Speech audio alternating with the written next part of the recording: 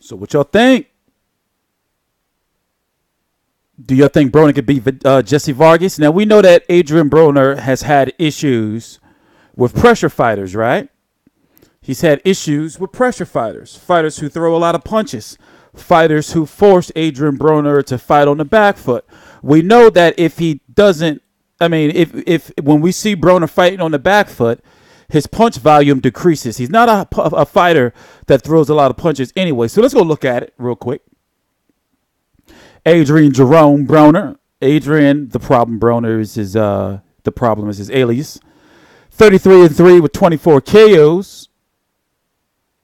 Mikey Garcia, he lost to. Mikey Garcia was just a more superior boxer, fighter. He's just a better fighter. Adrian Granados gave him some issues. Who is Adrian Granados? A pressure fighting power puncher, right?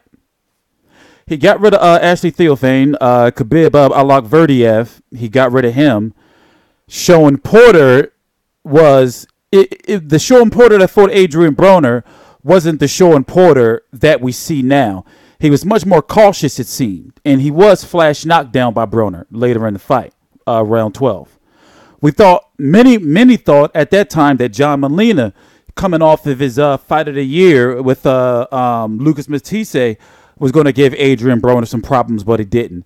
Emmanuel Taylor, Carlos Molina. No, not that Carlos Molina. This is the Carlos Molina that fought Amir Khan.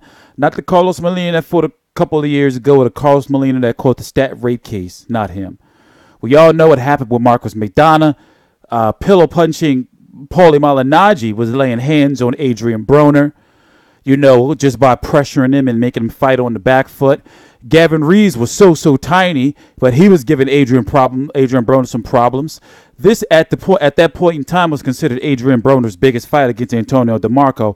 Had no issues with him. Had no issues with Vicente Escobedo. Vicente Escobedo was crying because he was pissed off that Adrian Broner didn't make weight, whatever the case may have been. He was talking about how he didn't get a fair chance and all that, even though he did get some extra money.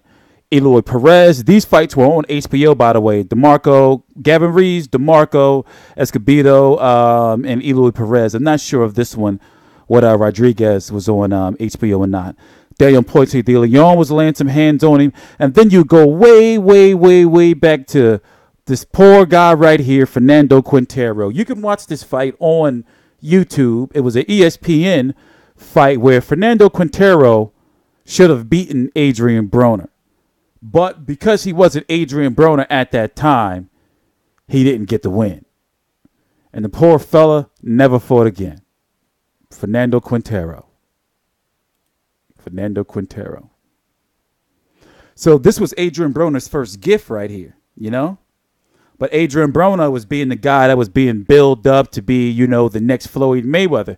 This was before, even if I'm correct, he wasn't with Al Heyman at this point in time. It was so long ago, So you're just thinking, let me see. I think we should be able to do it. We need to go back and let me see if I can find it. We need to go back and look at his post-fight interview after he lost to Anytime. Come on, man. Just take me to Showtime Anytime. The Mikey Garcia post-fight interview. So let me see if I can get that post-fight interview for you. They're making me do all this stuff. It was just too much. I got too much technology. I'm glad I have this technology, but sometimes it's too much. Okay, so what we're looking for. Okay, so I'm signed in. Okay, I'm signed in. So what we're looking for is boxing. We just want the post-fight interview for news and reporting, to talk about the fight, right? That's what we're doing this for. So where's it at? Where's the Mikey Garcia fight?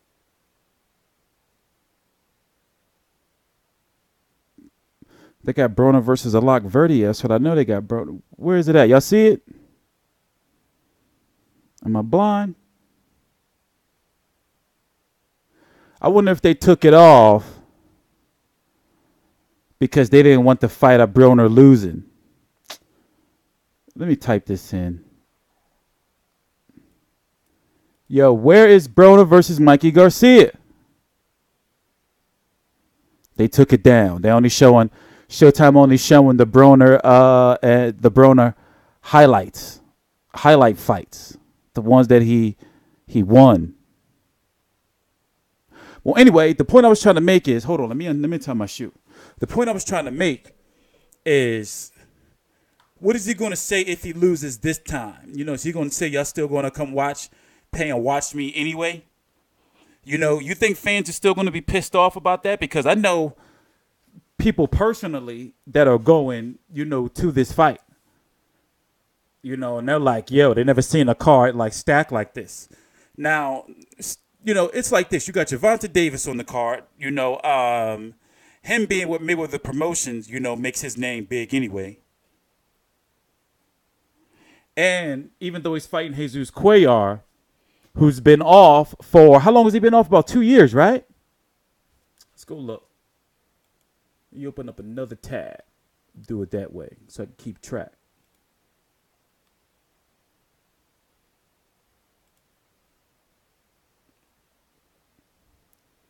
Let's see. Jesus Cuellar hasn't fought since December of 2016, and that was against Abner Maris. You know, so about, you know, a little under a year and a half.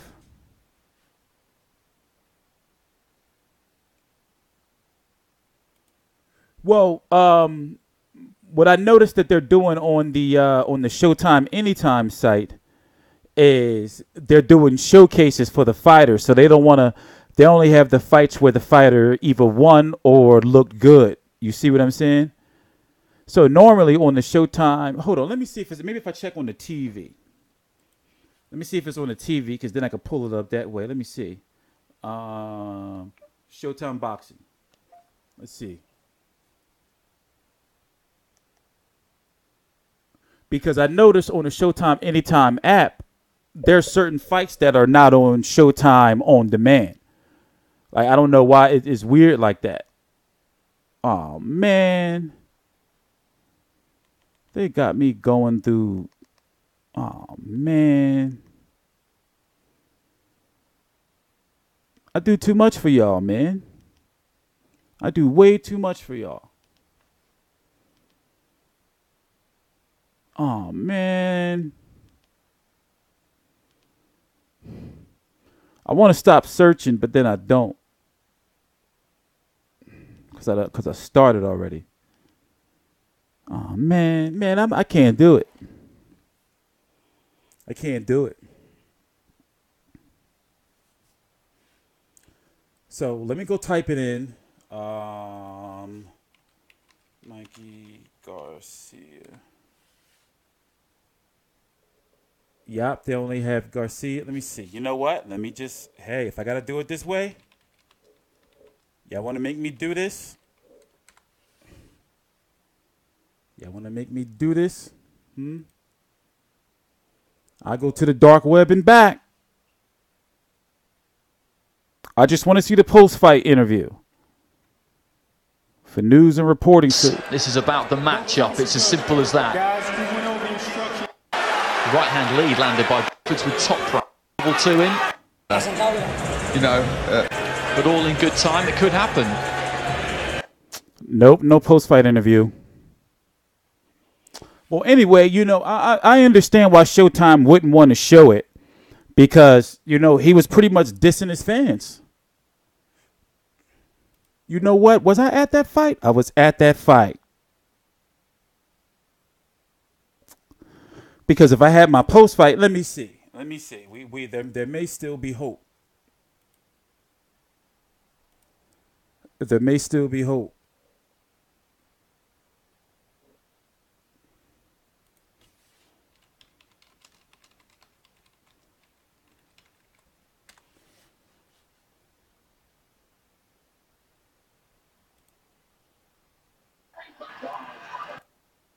Great. Dag, this was before I got the technology. I thought if I went and watched my post-fight video, we would be able to listen to it from there. But anyway, you know, he didn't show up to the like we all know what he usually says when he loses now. You know, he's going to come back better. Before the fights, he says he's going to really dedicate himself to his craft and everything like that. But unless he got a fight coming up, you about what? Ah, nah. I used to do those videos, you know. I've learned some things about Oscar that I wish I've never known. You know, there was at one point in time when I was like before, you know, I had boxing media aspirations that I used to know. I used to be doing like a lot of research. He was going off in a post-fight interview. Yeah, but, you know, I don't know. They took it down. Showtime took it down. And it's not on my DVR no more. But you know, it just was bad, like what he was saying about how, like, you know, fans gonna still come and see him see him fight anyway and all that. Shit. Taking off my shoes. Also, you know, I could have went to this fight. This would have been a card that I went to. I was so messed up I couldn't even get nobody to the card. But you know, being back in physical therapy now, and the thing is, you know, I got to start getting back into a regular routine, you know, of doing like regular things throughout the day, like normal people stuff, you know, which for me is, you know, getting back to work. So I feel that Jesse Vargas, you know what, I was just watching this with my homies earlier. I feel, let's do it this way.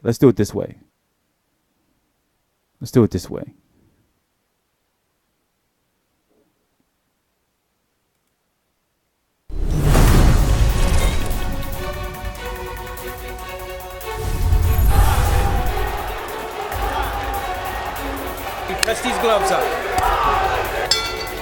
Now, if before we finish watching some more of this, do you feel right now, let's just say if you've watched enough Adrian Broner fights to understand how he fights, right? Do you feel that you would tell your fighter in whatever way you want to tell him, you know, is like, listen, you got to pressure him? Like, to me, from what we've seen from Adrian Broner, fighters should know that he gets extremely uncomfortable with pressure and he can't fight too well on the back foot, right? So Jesse Vargas is not necessarily known as a pressure fighter, but he's also not known as a knockout type fighter. And these knockout stoppages that he's had as of late, even though he's been somewhat inactive, have pretty much been surprising people. You see what I'm saying? So let's watch a little bit of this. This will give me a break anyway to go get my slippers.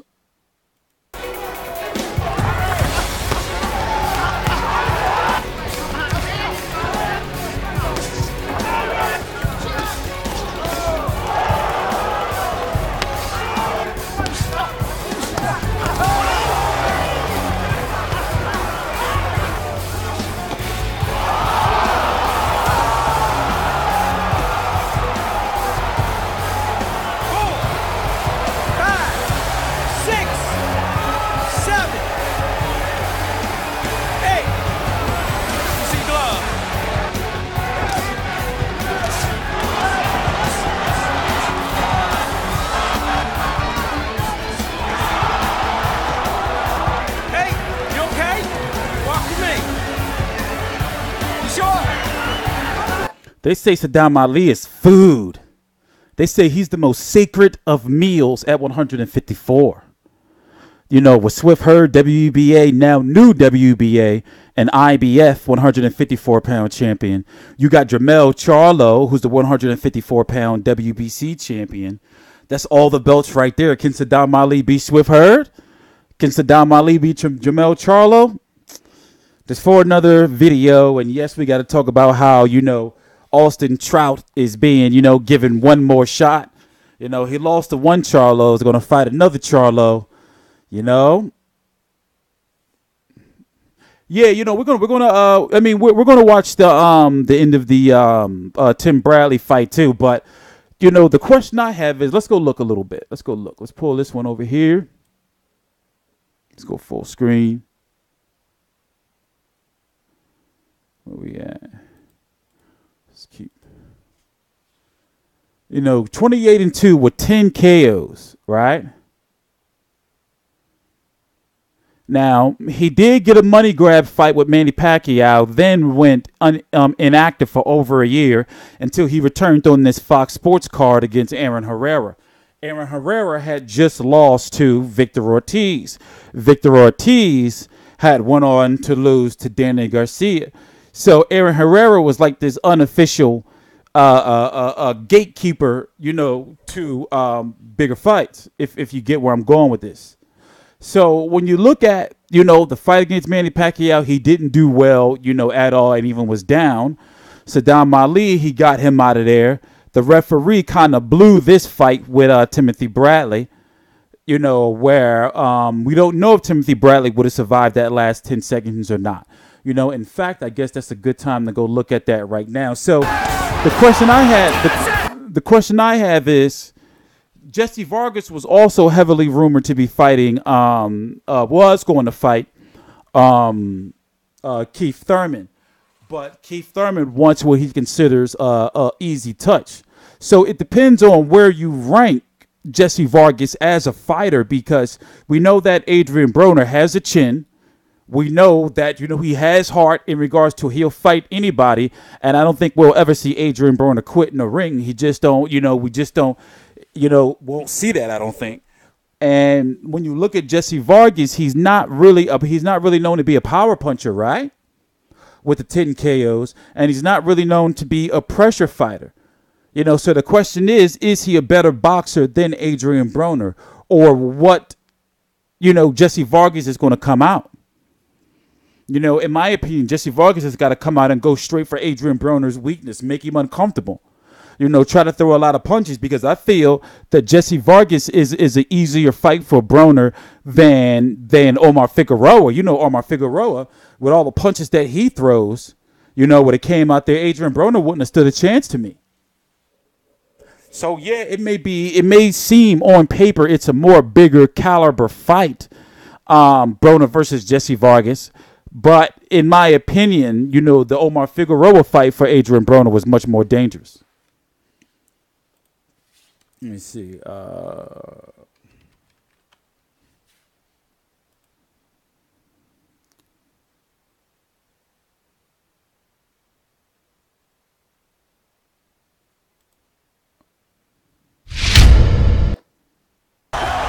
What happened at came in. You look at the time that anyone's been close to going down. He caught Tim. Tim almost went down. There's an urgency now. Hold on. 16 seconds to go. Right there. Considerably faster. Right at the belly, clips Vargas again. That's the Bradley round. Yep. And then comes that 12th round. Less than a minute to go, and you keep waiting for Jesse to do something. That's right. He's not. He should be. There's got to be a. He caught Tim. Tim almost went down. There's an urgency now with 16 seconds to go. Tim gets clipped. That's the first time that anyone's been close to going down. I had him nearly knocked out on his feet. It was a huge shot and had him just hurt. He was getting ready to go head first right when Pat Russell came in. You look at the pictures, he was literally leaning over, hands almost touching the floor. Pat Russell comes in and stops the fight. Closing seconds of the fight, and like the Provednikov fight. What? No. Stopped him. What happened at the end? No, it was 10 seconds and he thought that fight was over.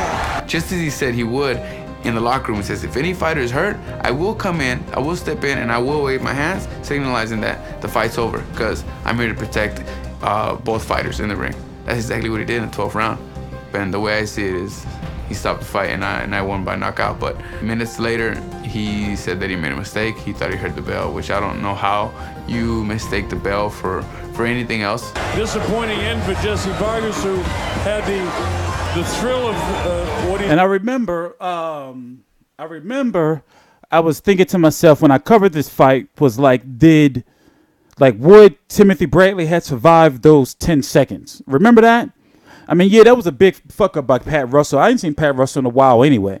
But he was getting real long in the tooth. But the question is, would Timothy Bradley had survived those 10 seconds? You know, Timothy Bradley be wobbly, but he be staying up sometimes. In fact, wasn't this Timothy Bradley last fight, or was the Brandon Rios fight his last fight? I don't remember.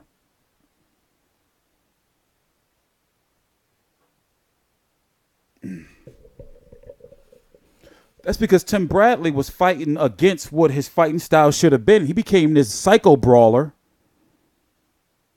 you know, and it just didn't suit his style. You know, he put on a magnificent performance against Juan Manuel Marquez, and then he went into some old psycho, you know, like Robert Guerrero. It's like, what happened to your boxing, bro? You know, look at both of them now. Both of them, you know, went out on getting fucked up. It's a shame. They went out there trying to be something that they wasn't. To where you would think that, you know, sometimes a lot of fans hope that Adrian Broner would go out there and what do they say? He's got to go out there and let his hands go. You know, he don't go out there and he don't let his hands go.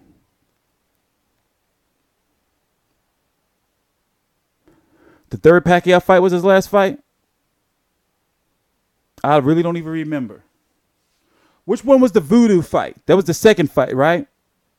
Pacquiao mom was Voodoo second fight. Bradley only ever lost to Pacquiao. Let's go. I mean, we don't want to turn this into a Timothy Bradley stream, but he's got a solid-ass resume.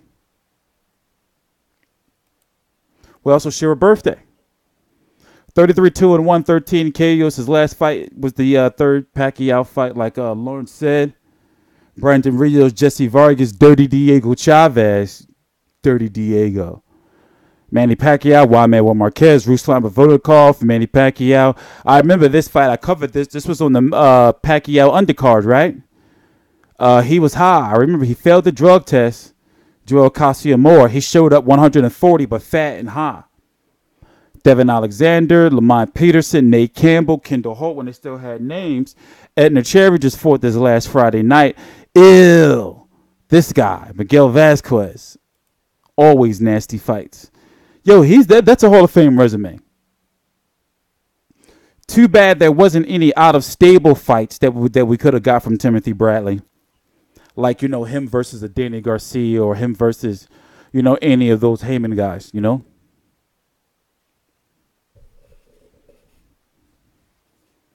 Pacquiao training with Boo Boy. And if he lose, he going to say, you know, it's because he wasn't with Freddie. You know? But let me play a little classic right here. While I go take a little walk around. Then we're going to move on to some other fights.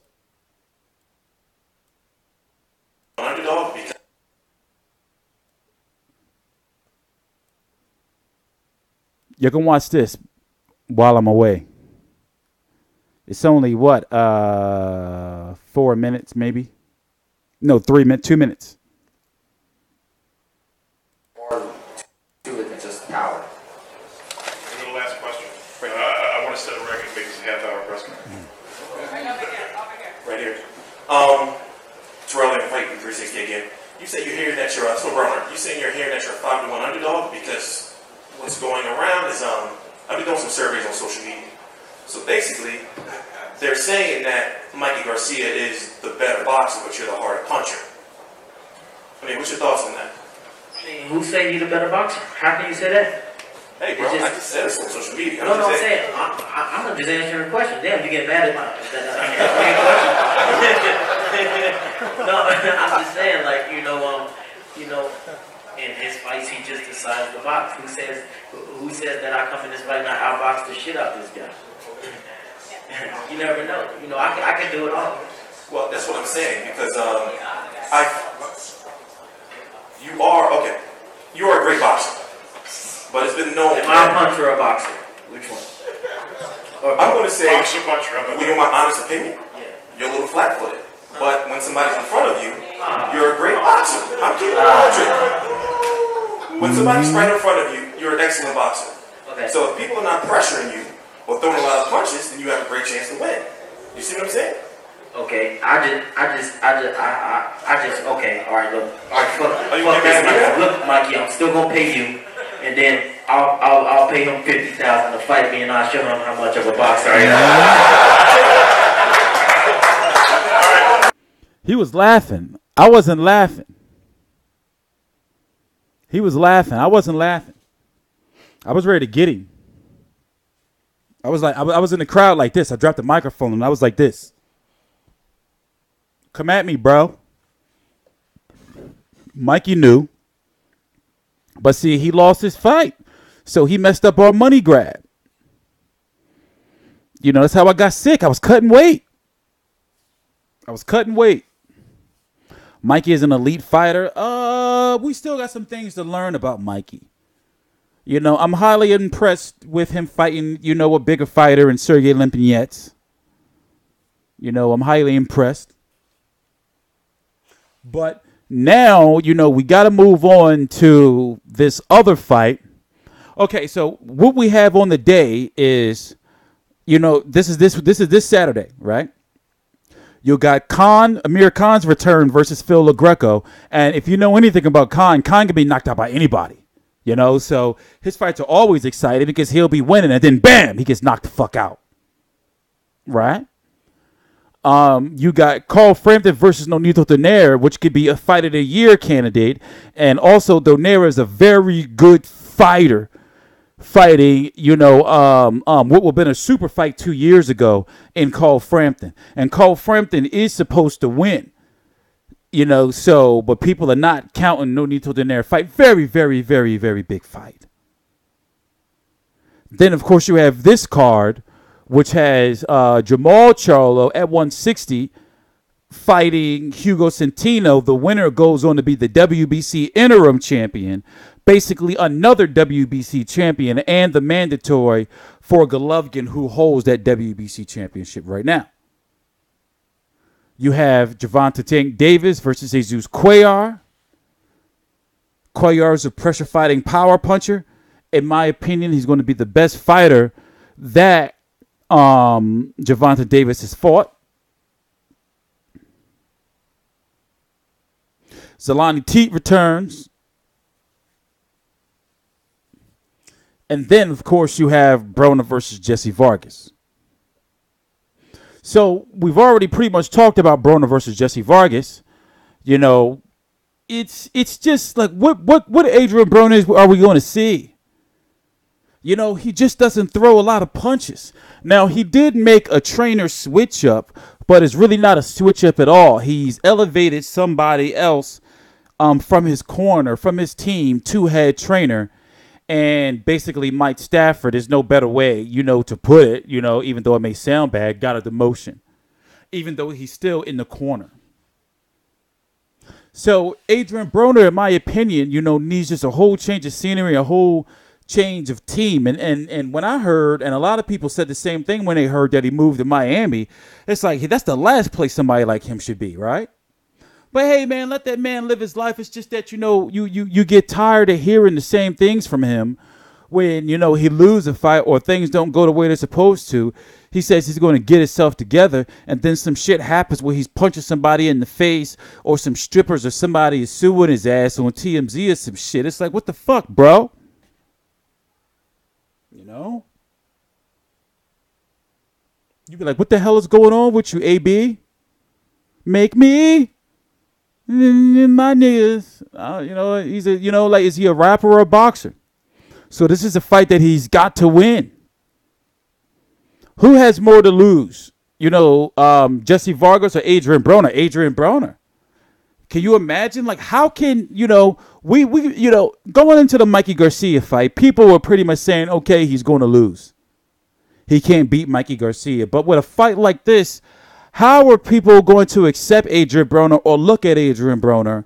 Because, you know, it was a candid situation where one of my friends was over talking to his cousin on the phone, right? And he was mad at his cousin because it's like, yo, why you not going to this fight? I got some friends that's going out to the fight. So he like, you know, like, I got my ticket. Y'all said you was going to get your tickets, and now I'm going out. Where y'all at?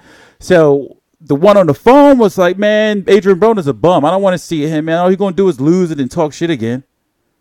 And that's from a casual, but no disrespect to him, but that's from a casual boxing fan. You know, they look at Adrian Broner like he just going to lose. He be hyping up these fights. These fights be hyped, then he go and lose. You know? So imagine if he does lose, like, how do you sell him? Like, can you imagine AB being on the undercard? He's got to go to undercard action. What else can they do with him? They gotta be like, okay, well, listen, you see how this card had to be stacked up for this fight to basically, like, really sell? They couldn't just have this and have just a whack undercard. The more losses Adrian Broner take, the more the paydays go down, right?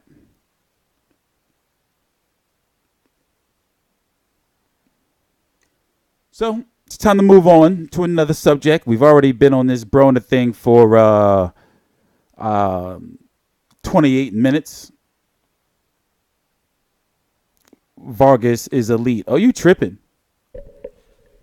You on bath salts? Lay off the bath salts and Pabst Blue Ribbon. Lay off the Pabst Blue Ribbon. I like to bet with you. I don't gamble. Y'all know I don't gamble. For boxing to survive, AB must die. What? What are y'all coming up with this? Y'all have some evil mindsets. Anyway, moving on. Let's see if we can. Let me close some of these windows for my shit starts. He thought it was a thrill of victory, and then all of a sudden. Yeah, we'll use this one. Y'all think Tank Davis gonna lose? This guy just. Let me see. Javante.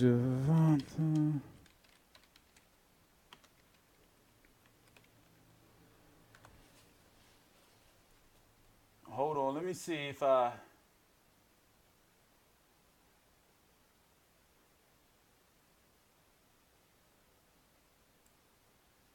For one, he's got to speak up. Don't he got to speak up? Honestly, think about it. Don't he got to speak up?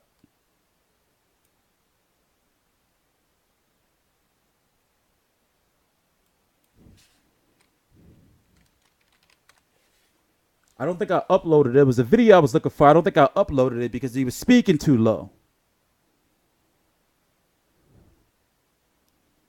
AB on a non-televised undercard. Oh no, if that happens, then he's gonna need some help. Why is this so bright? Let's take that down for a minute. Tank Davis, it seems as though like he's having like a lot of issues too early in his career. Now he is a good fighter, but he seems to be undedicated. Like he's got a little taste of money, and he seems to not be as dedicated as he should be to his craft in his off time. He's been having these random beefs with Mayweather's daughter and media members and these cryptic tweets and everything about how he's going to be great. Then you're seeing him eating chicken wings and shit. That's like, wait a minute, man. That's not like the good signal. The good signs to be sending off. I believe Tank versus Loma when I see it. A lot of people feel that, because Tank Davis be throwing little shots at Floyd, that he like, man, fuck you. Floyd, and then full Floyd, like, okay, now I'm going to feed you to Loma. Do you think Mayweather and Mayweather Promotions are getting sick of Gervonta Davis? They're all Al Heyman fighters, so Al Heyman does have the last word.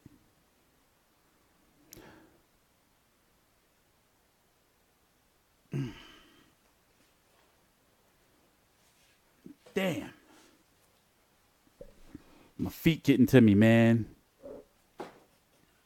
Trying to hang on as long as I can. I'm hanging on as long as I can. Maybe after Tank wins that is on. I'll believe it when I see it because for one, Lomachenko's got to beat Linares. I'm having some questions about that fight.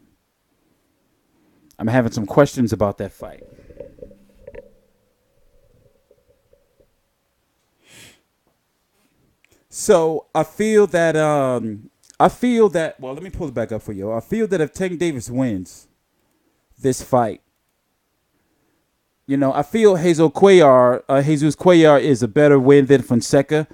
Liam Walsh. Pedraza, then if you look at everything on his resume, there's nothing there. There's nothing there. You see what I'm saying? On paper, he got a big payday against Fonseca. It was said to be, I just had it up on screen. Gervonta. I think it was $600,000, something like that he got for that fight. Where was it at? Yeah, it was right here, right?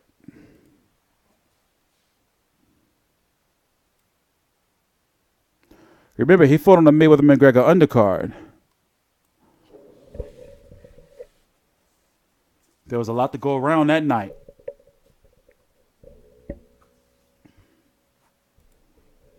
Yeah, that's how he can lose, meaning Linares.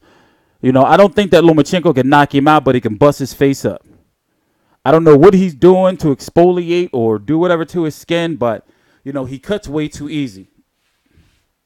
Tank didn't make weight his last fight. Yeah, and also he's too young not to be making weight. And then he's going on Instagram showing delicious looking chicken wings. Those chicken wings are good. Make me want some chicken wings. But we can't have them. Life is not fair all the time. Pedraza was a solid name. Yeah, he was. Yeah, he was. And Tank Davis got him out of there. I wonder if this is for something. And what weight is it going to be at?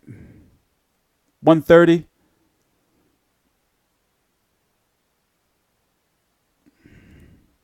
But I'm not going to lie to you guys. I tried. I'm going to have to change the title of the video. I got to get out of here. My legs are killing me. So what we'll do is, we'll see you guys tomorrow, and we're going to come up with tomorrow I got physical therapy tomorrow. Might not be tomorrow. So what we'll do is we're definitely going to be covering these fights on Saturdays. On Saturday. That's why we're trying to get ourselves together. But unfortunately, I have to go. The pain is getting bad. TstreeT Controversy. This is TstreeT Controversy Live. Please subscribe.